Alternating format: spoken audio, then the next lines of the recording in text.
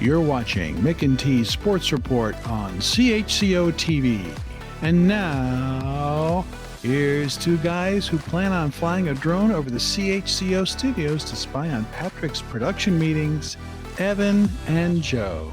I'm Joe Ticotsky down in New Haven, Connecticut. And I'm Evan McFarlane here in the middle of summer in beautiful St. Andrews, New Brunswick. And you're watching episode 73 of Mc&T Sports Report on CHCO-TV. And as Mark joked about in the opening to the show, I'll ask our resident Canadian, you, in my best Jerry Seinfeld imitation, what's the deal with the soccer coach and the drones? Ugh. Yeah, I don't know. It sounds like a lot of it hasn't really come to public yet, but just speaking in my thoughts personally, I think like Soccer Canada was just working so hard and they were just building so much traction and they were getting all this good following. They just had a great Copa America with the men, and it's like Canadian soccer is actually up and coming and they're relevant now. And I think this is just a huge blow to the view from the public for this too. And I think it'll be interesting to hear how serious this really is, but I know I'm certainly disappointed in what I've heard so far. I've invested a lot of time recently, like being excited about this team, and it's really frustrating. Yeah, all joking aside, not a good situation for anyone. One of our former guests, Jade Rivera, is on the women's Olympic team, so we've been following her. And now for our second big story of the episode, Evan, starting on August 11th, if you see an old sports show host wandering aimlessly around town, that will be me. I'll be Somebody point him in the right direction, please. He's going to look lost. I'll be up in your corner of the world for our annual basketball camp. And for the first time ever for us, both sessions are totally sold out, but looking forward to seeing you and all the old crew up there. Yeah, we're looking forward to having you. It's going to be a great time. All right. Well, after this break, we'll talk to an old friend of the show who's getting ready to help host one of the summer's biggest events in St. Andrews, and that's saying something. You are watching Mc&T Sports Report on CHCO-TV in St. Andrews.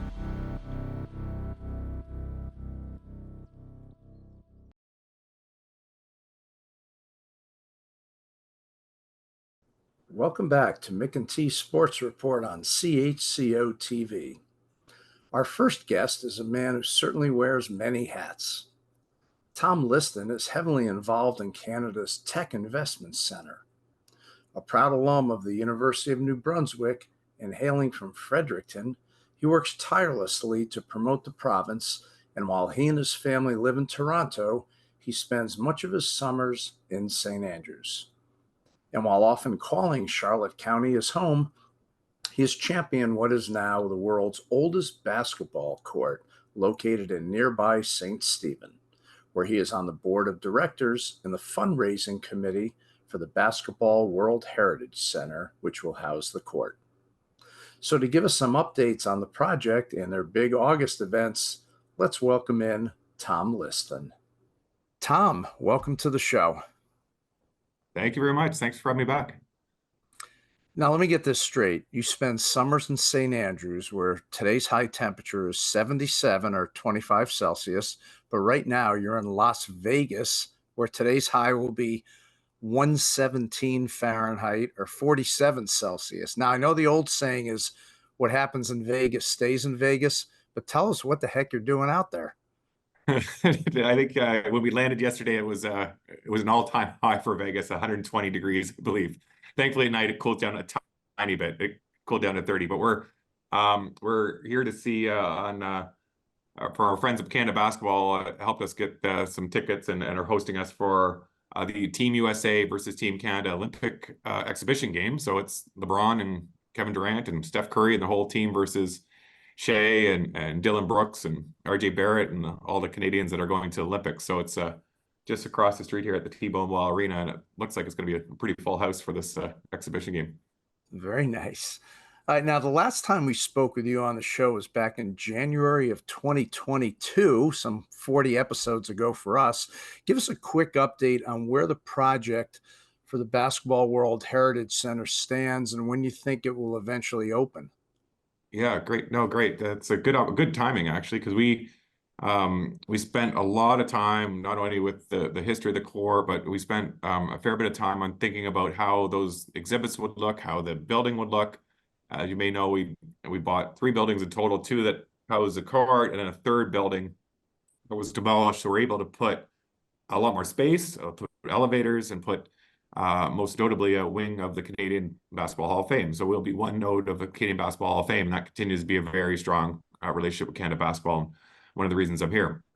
As importantly, many people saw the Cambridge 7 documents. Cambridge 7 is a leading architect and design firm in the world for sports type museums. They did the Naismith Hall of Fame a few years ago at a $30 million renovation. They've done a number of other Hall of Fames, and we were good fortune to have them finish those designs. And with that, we kicked off our next phase of fundraising. So we raised $1.2 million to buy the buildings and do these design works and do a lot of the background work needed to get here. And now we're launching an $18 million campaign, of which some money will come from the provincial government, some money will come from federal, and $6+ million will come from private and corporate donors. So pleased to say, without getting too much detail, it's gone very well in all fronts. You know, we're not ready to make an announcement yet, but it's been very positive received from whether it's governments or corporations in Toronto or individuals in the community and Brunswick as a whole.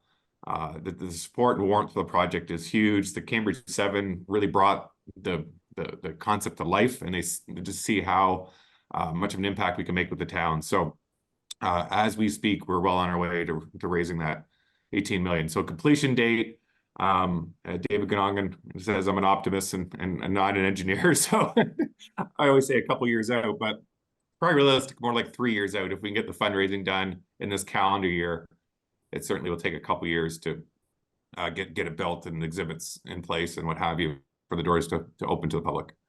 Excellent. Now, Evan, unfortunately, is on assignment. God knows what that means in his world. But this episode will air early August, so you're helping to host the upcoming Archie Golf Tournament.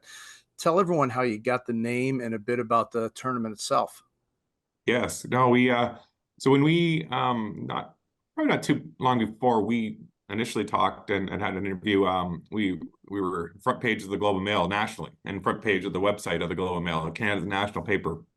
And there's probably no better early media we could have got than the front page of the Globe and Mail, and we had a full spread. So we were a little bit surprised by that. We thought we'd be, page 7 of the sports section, and we ended up being the very front page.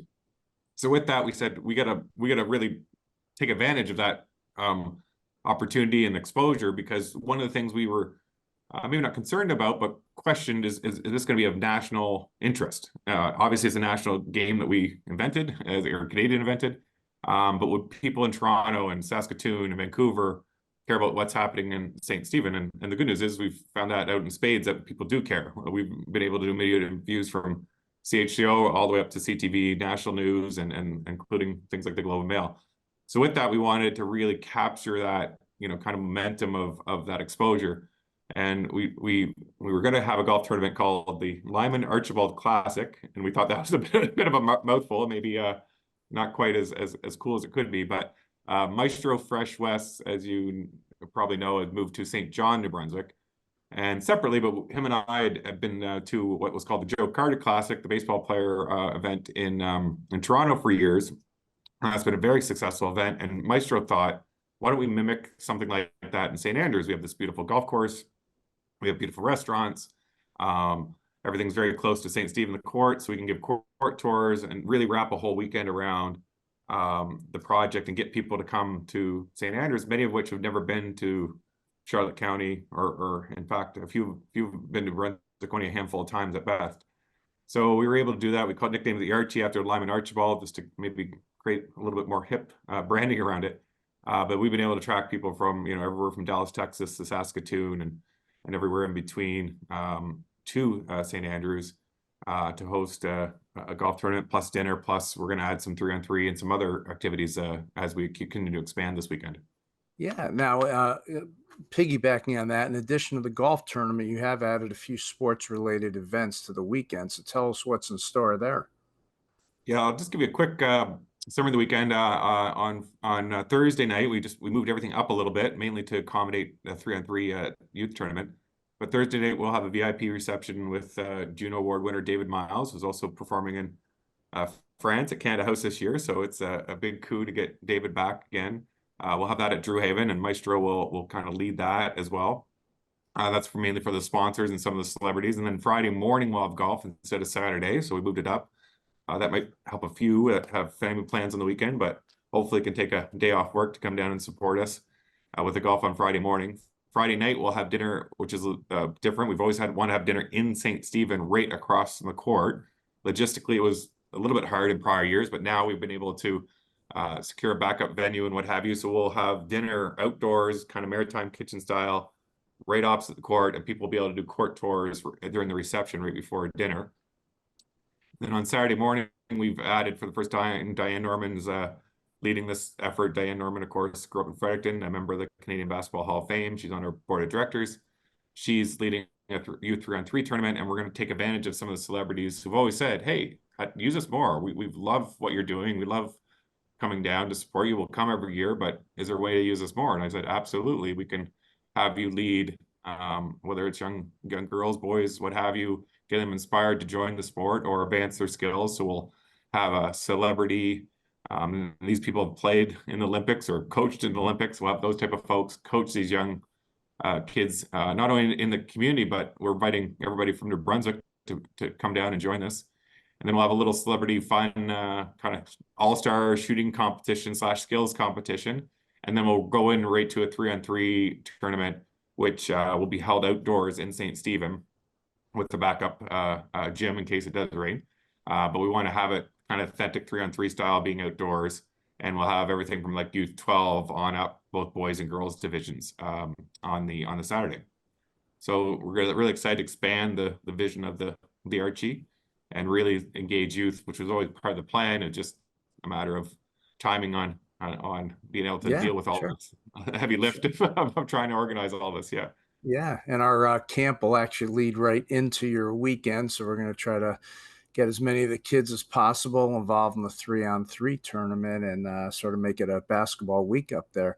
Now, once this episode airs, you'll have just returned from pretty much a dream vacation for sports fans. So tell us where you'll be off to.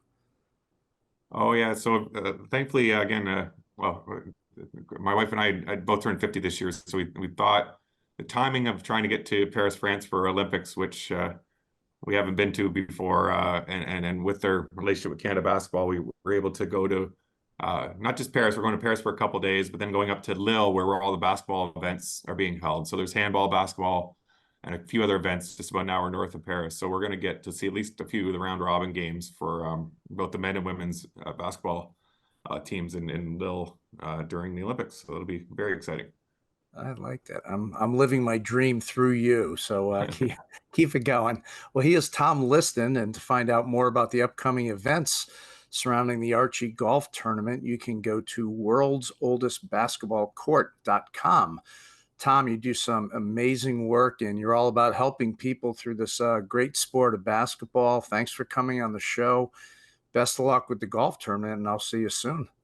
We'll see you at your Basketball by the Sea event or a camp just before. So looking forward to it. There you go. Well, after the break, we will head out to Dieppe, New Brunswick to talk about Acadian Day on Small Town Spotlight. You're watching Mc&T Sports Report on CHCO-TV.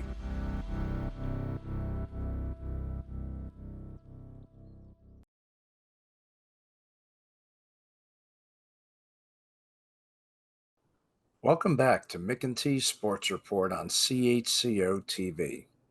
For this episode of Small Town Spotlight, we head to Dieppe, a city of just over 28,000, located 2.5 hours northeast of the CHCO studios in St. Andrews.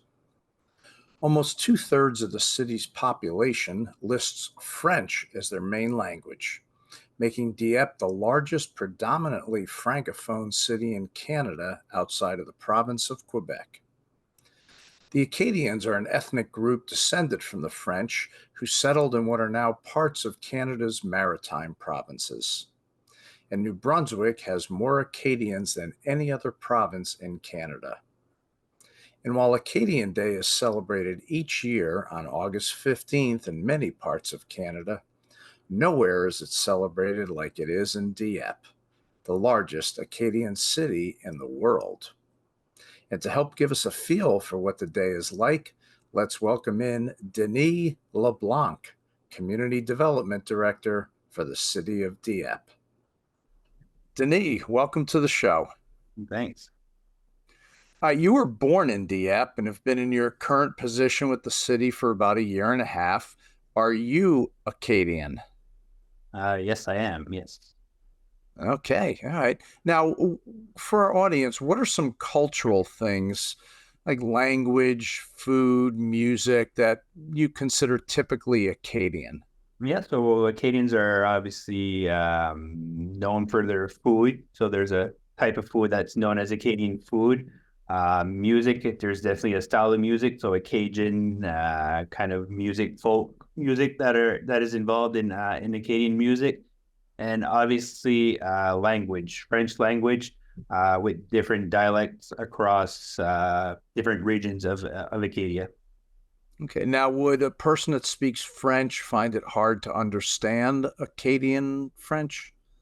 At some places, yes. For example, here in Dieppe, we have what we call a CHCO, which is a mixture of English and French inside the same sentence, which is sometimes hard to understand from, let's say, people from Quebec or from France, just because we add the English language, or we take an English word and we put it in our Acadian dialect, which can complicate the understanding of the word or the phrase or the sentence we mean to talk about.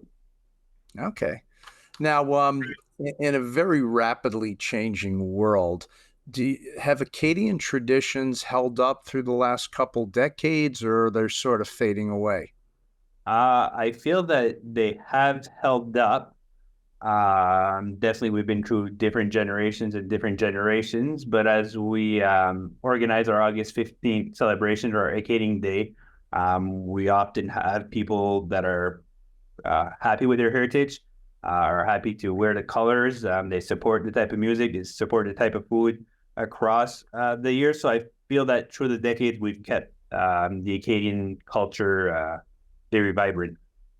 Yeah, which is obviously very important as older generations sort of get older and move on. They want to keep that going.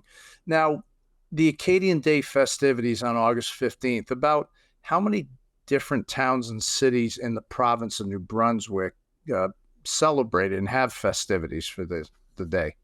Yeah, with a quick check, we saw about 22, give or take a few maybe, that do organize events for August 15th. Certainly, it's been celebrated wider as well. There's a lot more than just in New Brunswick. I know Nova Scotia has some celebrations. PI has some celebrations as well. And across Canada as well, where there's French Acadian communities, there are celebrations there as well. Yeah, and actually, about 7-8 years ago, I attended an Acadian Day celebration in the Little Brook and Church Point area of Nova Scotia. Shout out to Subban Bed and Breakfast. Renette and Norm were my nice hosts. And the whole thing was very, very entertaining. Now, if I went to your Acadian Day celebration in Dieppe, what would we expect to see? So our Acadian festivities, obviously food, colors, a lot of music. So we highlight our day with music from about 4 to 12 o'clock at night. A lot of pride, a lot of people celebrating, a lot of people being happy. And we also have a lot of noise. We organize every year a Tantama, which is a parade of our Acadian culture, and people walk in the street with pots and pans and make music and make noise. So a lot of noise are happening at our celebrations. Okay, and that's called, how's that pronounced again? Tantama. Okay, I kept pronouncing it Tintamar, and I actually sat on the lawn of their bed and breakfast and watched the festivities go by. So we did that a little bit, and it was very interesting. Now, have you ever had the opportunity to meet a Cajun person from Louisiana, and have you had the chance to visit that area? Yeah, I was lucky enough 2 years ago with my old work with town of Shediac, which is a town not too far from here. They had a partnership with a community in Beaubridge in Louisiana. And there was a partnership between both cities, so they were basically sister cities. And I had the opportunity to go there and participate in the Acadian and Creole Festival in Lafayette, and also met some great people, some great Cajuns from Beaubridge. So I had the pleasure of visiting there a few years ago. Now, how was their English? Was it easy for you to understand? The English, yes, and I was quite surprised. The older generation can speak French very well. Many of the people we met or had meetings with were able to speak in French quite well. Definitely with a different dialect, more of a Louisiana dialect, but it was interesting to see how many people can still speak French in those parts of the Louisiana. Yeah, believe it or not, I was at a youth basketball tournament in Lafayette, Louisiana. And what a great area. It's almost like the non-tourist version of New Orleans, and it's great food, great music, just like you described it. Well, lastly, before we let you go, give me an authentically Acadian food that you wouldn't typically see in other parts of Canada or here in the United States where I am.